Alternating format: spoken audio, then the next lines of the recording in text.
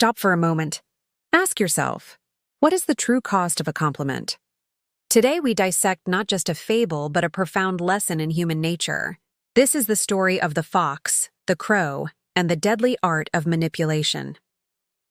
In the ancient, unforgiving woods, where survival demands sharp instinct, we find our players. This is a place where only the truly cunning or the truly humble endure. For our tale, we must understand the core truth. Arrogance is a vulnerability.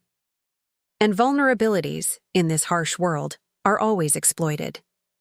The crow was a creature of undeniable beauty. Her plumage, meticulously preened, reflected the sunlight like polished obsidian, yet this visual perfection fueled a profound narcissism. She truly believed the universe had granted her an elevated status. She expected no, demanded the admiration of every living creature in the forest. Her heart was fueled by applause. On this pivotal morning, fate presented her with a tangible validation of her superiority, a substantial piece of golden, fragrant cheese, a delicacy rare in the wilderness. She snatched the prize with swift, arrogant confidence. The taste of the forbidden treat was already intoxicating, but the true joy was the trophy itself. She ascended to her customary throne, the highest branch where she could admire her prize, and, more importantly, be admired from a safe, untouchable distance. But hunger has a way of sharpening the mind. Below, the fox appeared. His body was weary from fruitless hunting, his patience thin. The sight of the golden cheese was an electric shock. Immediately the fatigue vanished, replaced by a fierce, calculating hunger. He saw the prize, but he saw the obstacle first.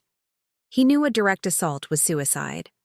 He calculated the variables, the height, the sharp beak, the crow's predictable ego. He smiled, realizing his mind was the only tool he needed. The performance began. The fox approached the tree base, adopting a posture of total reverence. "Oh, glorious queen of the shadows," he uttered, his voice dripping with false admiration. His words were perfectly tailored. He praised her feathers, her regal stance, the very light she cast upon the tree. The crow drank it in, her rigid posture softening as the flattery went straight to her soul. The fox moved beyond mere looks, praising her innate grace and unchallenged sovereignty. The prize in her beak was already forgotten. The feeling was the new prize. The fox intensified his gaze, conveying deep, profound respect. He knew she was now completely vulnerable, craving the next beautiful lie he would tell. Then came the inevitable dagger. The fox sighed, a sound of genuine heart-wrenching regret. "It is tragic," he lamented, "that nature failed to grant a voice worthy of such breathtaking perfection." The insult was lethal. Her ego, fragile beneath the layers of conceit, had been pierced. Talent questioned? She could endure no such flaw. Logic was annihilated by the need to prove her total perfection.